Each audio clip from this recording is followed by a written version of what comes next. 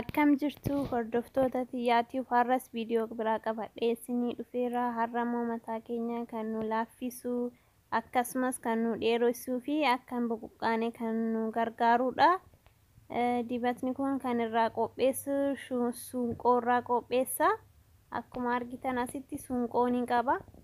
Kokonaat ooyilii na barbaachisa. Kanneen lamaan walitti gochuudhaan isiniif hojjedha jechuudha. Suunqoo akkuma argitan yookiin abishiin jechuudha. Pirootiiniin kan badhaadhe waan ta'eef mataa keenyaaf baay'ee gaariidha. Mataan keenya immoo pirootiinii barbaada akkuma qaamni keenya barbaadu sanitti jechuudha. Mataa keenyaaf baay'ee tokko bareedaa nu laaffisa akkasumas akka dheeratus nu gargaara jechuudha.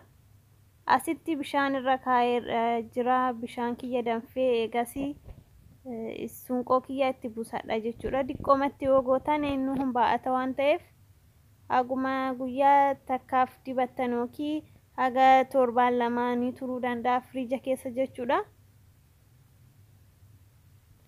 Egaa maankaa sadiitti godhadheen booda inni sirriitti haga bilchaatuuf eega jechuudha. Haga bishaan isaa boora ta'ee jalaa bahutti jechuudha. Haalli biraa hoo akkanas godhuu baattan immoo haalli biraa salphaanis ni jira. Suunqoo kana jechuudha bishaan keessa galgalatti buustanii bishaan itti naqxanii bulchitanii ganama bishaan isaa jalaa boora'oo ta'e san isa dhimbiibdanii isa qofa mataa keessan dibachuudha jechuudha. Haalli salphaan immootu kun immoo diqqoo yoo affeeltan manni keessan diqqoo foolii waan godhachuu danda'uuf yoo foolii san hin barbaanne akkasitti jiiftanii isas bishaan isa jalaa cuunfitanii bishaan isaa barbaanna waan ta'eef bishaan isaa san qofa jalaa fayyadamuu ni dandeessu jechuudha.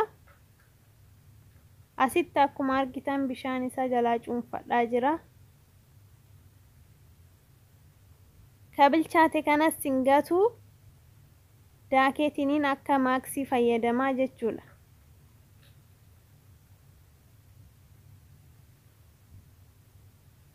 Fuula keenyaafis ni ta'a. Suunqoon kun fuula keenya nuuf bareechisuuf fuulaaf illee baay'ee tokko bareedaadha. Kanaaf kana daakeetiniin yoogartii wajjin itti godhee walitti makeetiniin isas akka maaksiitti dibachuu ni dandeessanii jechuudha.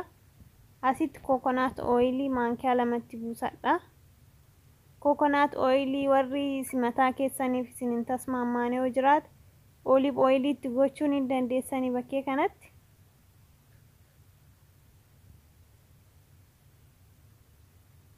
Kokonaat ooyilii kiyyatti buuseera amma waliin dhadhaa jechuudha. Egaa qorreen booda dibattan jechuudha. Akkanatti yoo dibadhee amma mataa kiyya qopheesseeraan dibachuuf booda jechuudha. Yoo qorreen dibadha jechuudha. Egaa akkana gootaniin booda isin immoo meeshaa ispiree itti godhanitti goosaniitiin isaan odoo ispiree mataa keessanitti jala buqqee keessan jalatti dibattanii jechuudha. Ani waan meeshaa san amma manaaf hin qabneef akkanumatti carqii xixii keessaa ittiin cuunfaatiniin isaan dibadhaa jechuudha. Mataa kiyya jala sirriitti dibadhaa jechuudha. Mataa kiyya sammuu kiyya jiisee jechuudha. Erga akkasitti dibadheen booda haga sa'a tokko walakkaa yookiin sa'a tokko teessisee ofirraa shaampoo sirriitti dhiqaa jechuudha. Foolii diqqishuu ni qaba garuu baay'ee hagas mara foolii nama jeequu miti. Baay'ee gaariidha mataa keenyaaf jechuudha. Torbaanitti al takka yoo dandeenye yookaan al lamas fayyadamuu ni dandeenya yookaan torba lamatti fayyadamuu ni dandeenya jechuudha. Akkuma argitan pirootiiniin kan badhaadheedha abishiin jechuudha. Mataan keenya immoo wantoota akkasii viitaaminoota pirootiiniin kan badhaadhe akkuma qaama keenya nu barbaachisa jechuudha. Wantoota alaa bitame qofa mataa keenyaaf gahaa miti. Wantoota maaksii adda addaas yeroo tokko fayyadamuu qabna jechuudha.